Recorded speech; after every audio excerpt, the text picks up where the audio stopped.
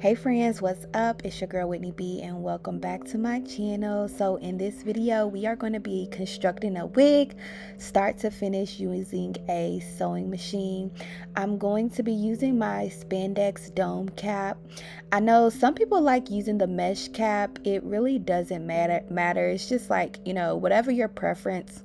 I like the spandex caps just because they're a little bit more comfortable, but it's really just your preference. You can purchase these caps. I purchased mine from Amazon, but you can definitely purchase them at your local beauty supply store as well. So we are just placing our cap on our dome head, and I'm going to be using my T-pins to secure the dome cap down on the actual head. You definitely want to make sure you have plenty of T-pins because they will come in handy when you are securing down your cap as well as when you are sewing on your closure.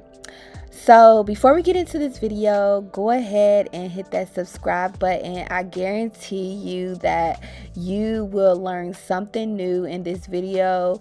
I made this video just for my beginner wig makers, and I want to help you guys out and help you all learn how to construct your own wigs at home, whether it's for your wig business or just so that you can make your own wigs and you don't have to spend money.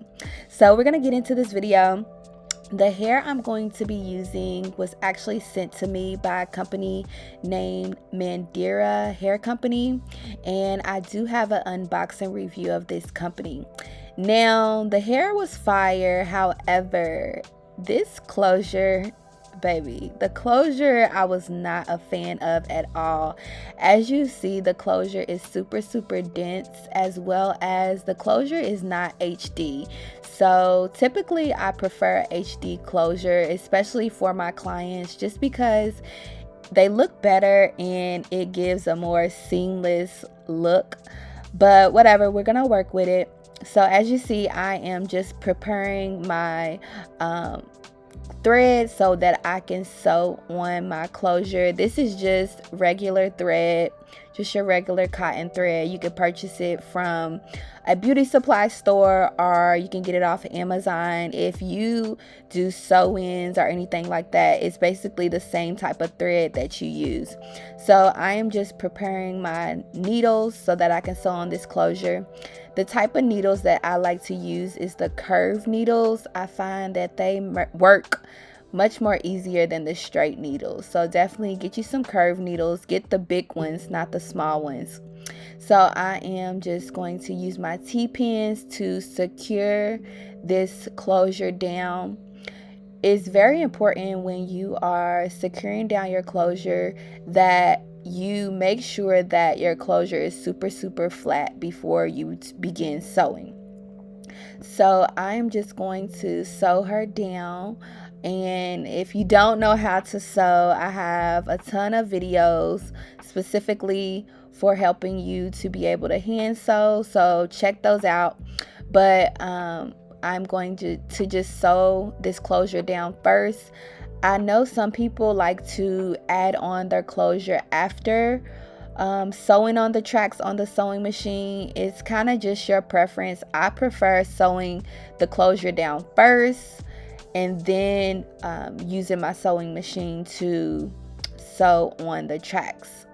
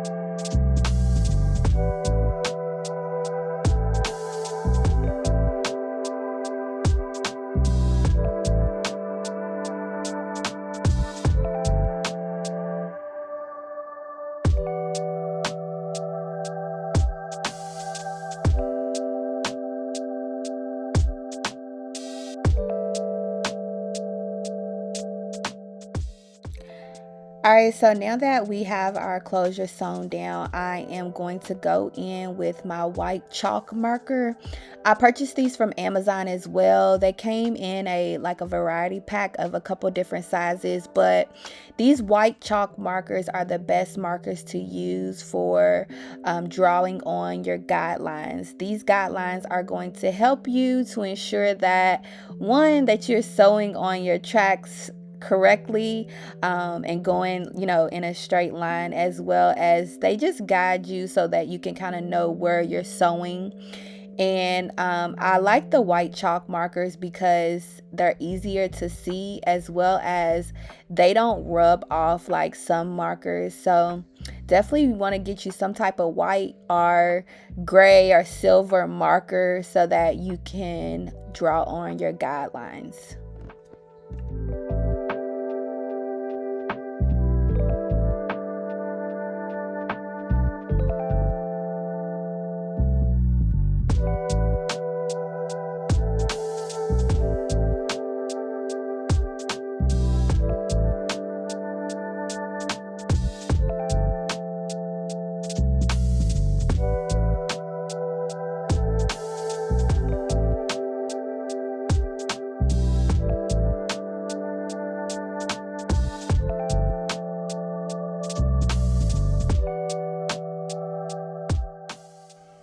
So for this first bundle, I'm actually going to go ahead and double my wefts. So to do that, I am just going to,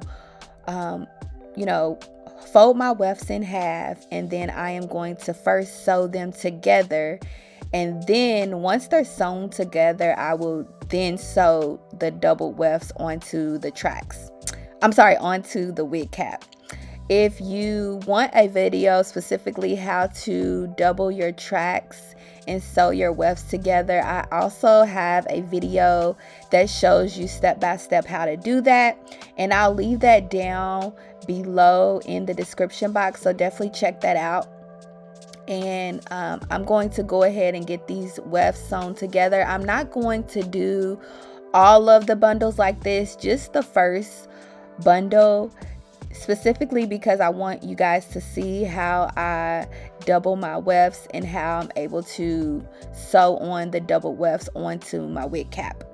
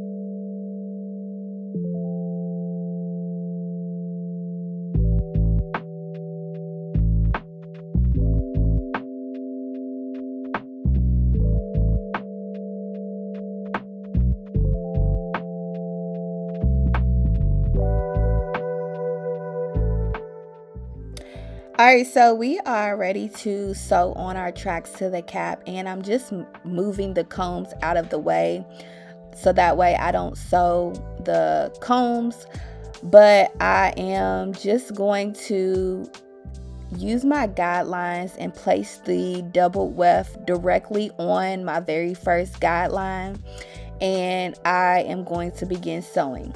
The thing about when you are constructing your wig, the machine will literally do the work for you. You're literally going to, once you lower your needle, press your foot on the pedal and just glide the wig cap through. You don't want to pull or tug on the cap. You just want to, softly, glide it through, and the machine will do most of the work for you. As you see in the beginning, I'm actually reversing my stitch. So you want to reverse your stitch at the beginning and at the end of your track. That way you can secure your track down. So it kind of, creates like a knot, so to speak, at the beginning and the end of your track. That way you know that it's super secure and your tracks are not falling apart or falling off the wig cap.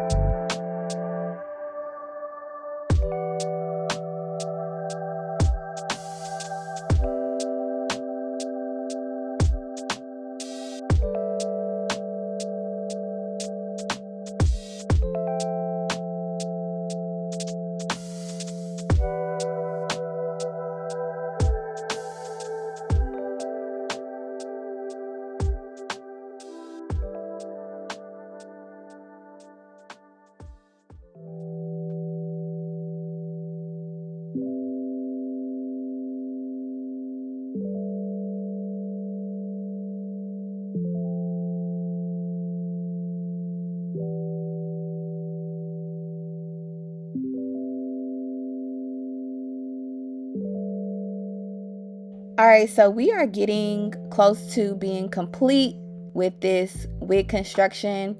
One thing that you'll definitely notice is the more hair you have and the closer that you are to being completed, the harder it kind of gets to, get the hair under the machine and sew through, just because you're working with so much hair, especially if you are constructing a wig using longer bundles, which I am using. Not only are they long, they are super curly, so it kind of gets a little harder to keep the hair out of the way. But nevertheless, just make sure you keep the hair out of the way to ensure that the hair is not getting tangled all into your stitches. You can also use a rubber band or a clip to push the hair out of the way.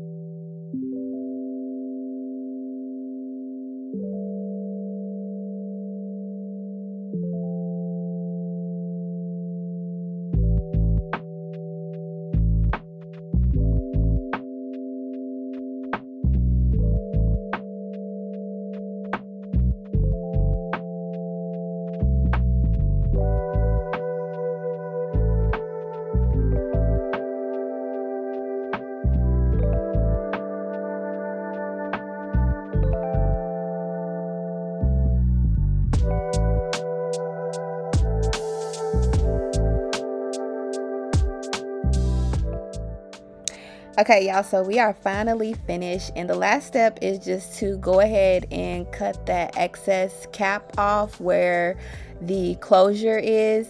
So you definitely want to be really careful. I have accidentally cut my closure before, so just be really careful when you are cutting off that excess cap. You want to try to get as close as you can to the stitch without actually, cutting the stitch.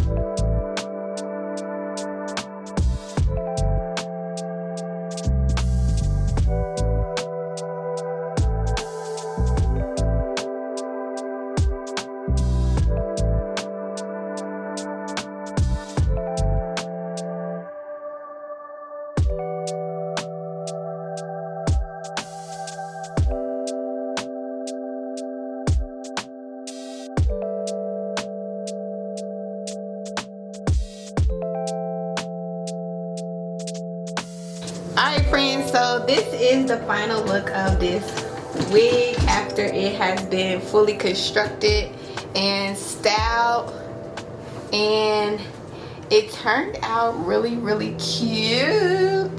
This is a 20-inch unit. If you guys got a chance to watch my previous video, I actually used the hair that was sent to me from Mandira Hair Company to construct this wig, and as you see, the hair is beautiful. This is their raw Indian extensions, and the hair is beautiful.